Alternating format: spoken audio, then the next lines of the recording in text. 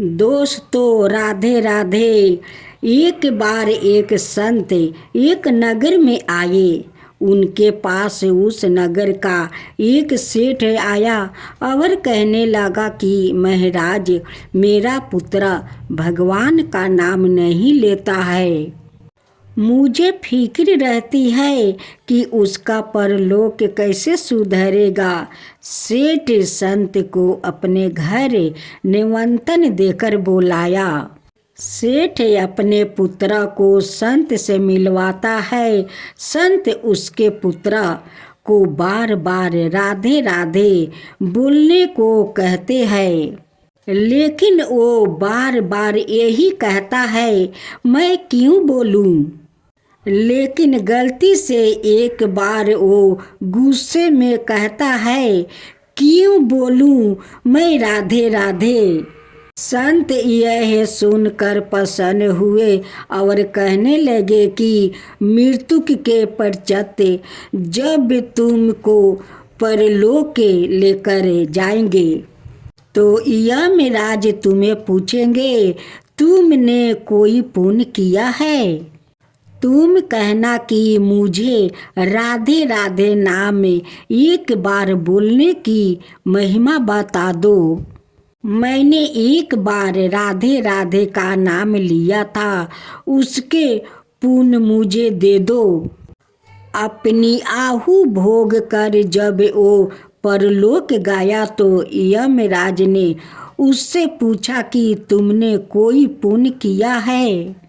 वो कहने लगा कि मैंने राधे राधे का नाम एक बार लिया है, आप मुझे उसका पुण्य बता दो। यमराज को एक बार राधे राधे नाम बोलने की महिमा नहीं पाता, इसलिए यमराज ने पालकी की मंगाई और लड़के को इंद्रदेव के पास लेकर जाने लगे। लेकिन लड़का जिद करने लगा कि मैं इंद्रदेव के पास तभी जाऊंगा अगर पालकी एक तरफ से आप उठाएंगे। यमराज पालकी लेकर इंद्रदेव के पास पहुँचे, लेकिन उन्हें भी एक बार राधे राधे नाम बोलने का महत्व नहीं पाता, इसलिए इंद्रदेव कहने लगे, ब्रह्मदेव के पास चलते हैं। लड़का जिद करने लगा कि पालकी को दूसरी तरफ से इंद्रदेव पकड़े। एक तरफ से यमराज ने और दूसरी तरफ से इंद्रदेव ने उसे पालकी को पकड़ा और ब्रह्मदेव के पास पहुँचे। उन्होंने भी राधे राधे नाम एक बार बोलने की महिमा का पता नहीं थी। अब पालकी को एक तरफ से यमराज, दूसरी तरफ से इंद्रदेव और एक तरफ से ब्रह्मदेव ने पकड़ लिया और भगवान शिव के पास पहुँचे। भगवान शिव को भी एक बार राधे राधे नाम बोलने की महिमा के बारे में पता नहीं था। भगवान शिव ने बोला कि भगवान विष्णु को पता होगा। सब पालकी लेकर विष्णु लोक में जा पहुँचे। भगवान विष्णु भी देखकर हैरान हो गया, इस पालकी में कौन आया है। जिस समय यमराज, इंद्रदेव, भगवान शिव और ब्रह्मा जी उठ कर चले आ रहे हैं, सब ने जाकर भगवान विष्णु से एक बार राधे राधे नाम की महिमा के बारे में पूछा। विष्णु भगवान कहने लगे कि राधे राधे नाम की महिमा यह है कि देखो, जिसकी पालकी एक तरफ से सवाए यमराज, दूसरी ओर से इंद्रदेव, तीसरी तरफ से ब्रह्मा जी और चौथी तरफ से भगवान शिव उठाकर लाए। उसे अब भगवान विष्णु की गोद में बैठने का सौभाग्य प्राप्त हो गया। और उसने एक बार राधे राधे बोल कर मोक्ष प्राप्त कर लिया। इस तरह राधे राधे बोलकर उस व्याकृत ने मोक्ष को प्राप्त कर लिया, जन्म मरण के बंधन से छूट गया। ऐसी महिमा है राधा रानी के नाम की।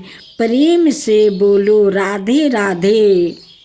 अब आप सुने कृष्णा भगवान का दूसरा कथा। एक बार मोर नंद गांव में श्री कृष्णा को रिझाने के लिए प्रत्येक दिन भजन करता, लेकिन श्री कृष्णा उसकी तरफ ज़्यादा ध्यान नहीं देते।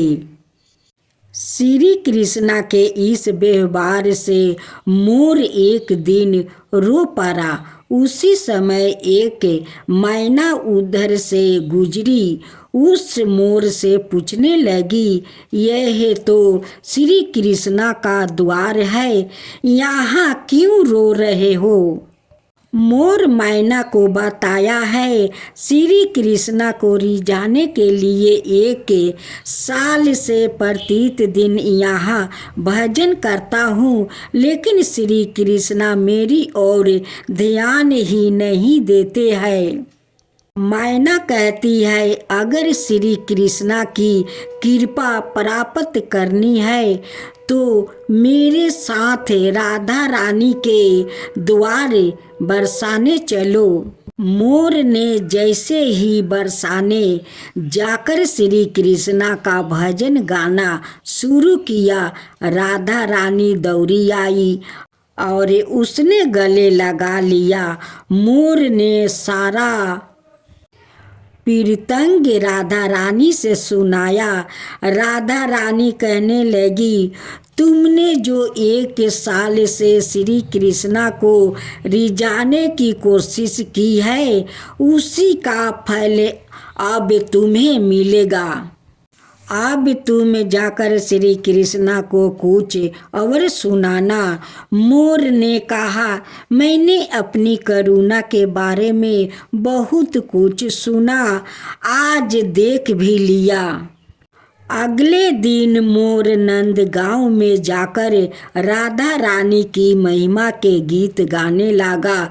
श्री कृष्णा उसी समय दौड़ कर आए और उसने गले से लगा लिया। मोर ने कहने लगा, अरे छलिया, एक साल से तुझे रिझाने की कोशिश कर रहा हूँ, लेकिन तूने कभी ध्यान नहीं दिया। अब जब श्री राधा रानी की कृपा प्राप्त हुई तो आकर मुझे गले से लगा लिया। श्री कृष्णा कहते हैं कि किसी के मुख से राह अक्षर सुनते ही मैंने उसे भक्ति प्रदान करती हूँ, और धा अक्षर सुनते ही राधा रानी का नाम सुनने के लालसा में उसके पीछे पीछे चला जाता हूँ। श्री कृष्णा ने उस दिन मोर को वचन दिया कि मैंने आज से तेरे मोर पंख को अपने सिर पर धारण करूँगा। राधा रानी के बिना श्री कृष्णा की पूजा अर्चना अधूरी मानी जाती है।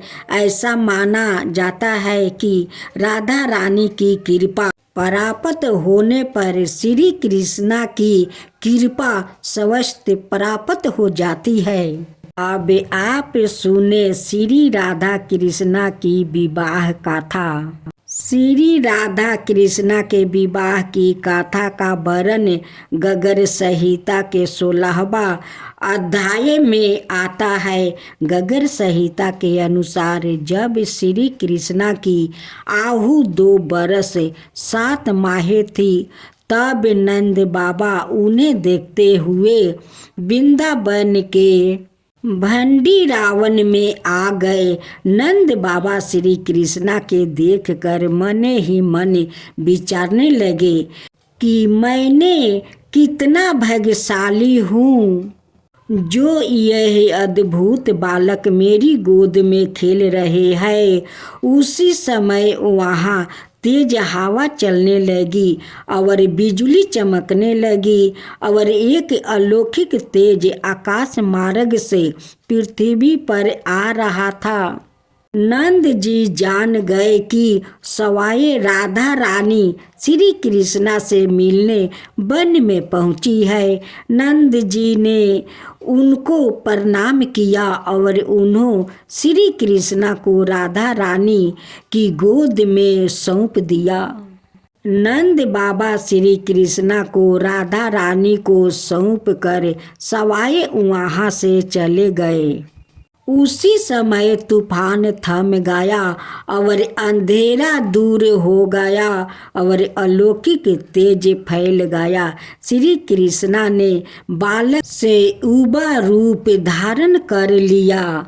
उसी समय वहाँ ब्रह्मा जी प्रकट हुए और उन्होंने श्री राधा कृष्णा को प्रणाम करे दोनों की स्तुति की। ब्रह्मा जी ने कहने लगे कि मेरी इच्छा है कि मैं सवाए आप दोनों का विवाह सौपंद करवाऊं। ब्रह्मा जी ने सवाए उनकी विवाह की वेद तैयार की। भेंडी रावण में बेदी नुमा पेड़ के नीचे ब्रह्मा जी ने श्री राधा कृष्णा के विवाह के मंत्र पढ़े। विवाह करवाने के पश्चात ब्रह्मा जी अपने धाम लौट गए और श्री राधा कृष्णा ने वन में लीला रचाई। जब श्री राधा कृष्णा को नंद बाबा का स्मरण आया तो श्री कृष्णा पूर्ण बालक बन गए और राधा श्री कृष्णा को गोद में उठाकर नंद गांव में जाकर नंद बाबा को सौंप आए।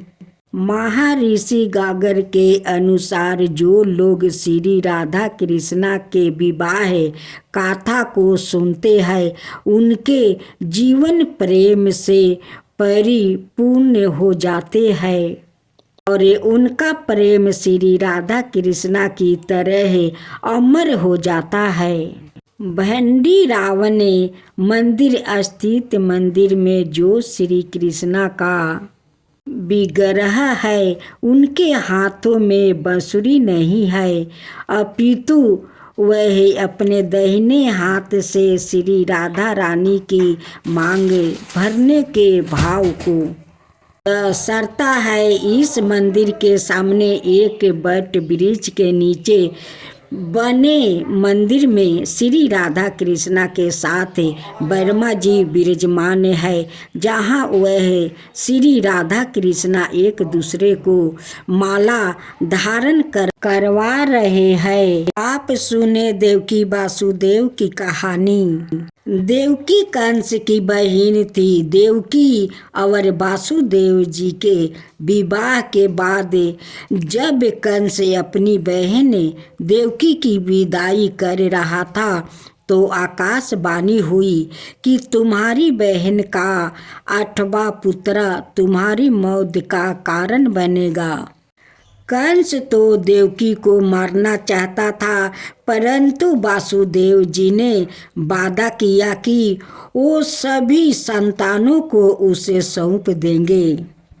इस प्रकार उन्होंने देवकी की जान बचा ली। 8वीं संतान श्री कृष्णा जी का जन्म हुआ। उस समय जेल के दरवाजे अपने आप खुल गए और जेल के पहरादार सो गए। वासुदेव जी श्री कृष्णा को नंद और दशोदा जी की बटिया योग माया से बदल गए। जब कंस ने योग माया को मारने के प्रयास किया तो योग माया ने कंस को बता दिया, तुम्हें मारने वाला गौकुल में पैदा हो गया है। और यह कहकर योग माया गायब हो गई। कंस ने श्री कृष्णा को मारने के लिए पूतना शकटासुर और तिरीना बढ़ते राक्षसों को गोकुल में भेजा। महर्षि गागर ने श्री कृष्णा का नामकरण संस्कार किया। उसके पश्चात जब नंद बाबा कंस द्वारे भेजे गए राक्षसों से तंग आ गए, गोकुल छोड़कर वृंदावन की पावन भूमि पर चले गए। कंस ने वहाँ भी वत्साहासुर, बाकासुर और आगासुर नामक राक्षसों को भेजा, जिनका श्री कृष्णा ने वध किया। श्री कृष्णा ने नंद बाबा और माँ यशोदा को बहुत सी बाल लीलाएं दिखाई। माँ को ब्रह्मांड दिखाने, यमलार्जुन वृक्षों का उद्धार, कलिया नाग का दमन, गोवर्धन पर्वत उठाना, गोपों शाखाओं के साथ मिलकर माखन चोरी करना। कंस को जब पता चल गया कि श्री कृष्णा और बलराम वासुदेव के पुत्र है, तो उसने उन दोनों को मथुरा वासियों को कंस के अत्याचार से मुक्त करवाया और अपनी माँ देवकी और पिता वासुदेव को कारागार से निकाला। फिर श्री कृष्णा को ऋषि संदीपनी के आश्रम उज्जैन में भेज दिया। वहीं पर उनकी सुदामा से मित्रता हो गई।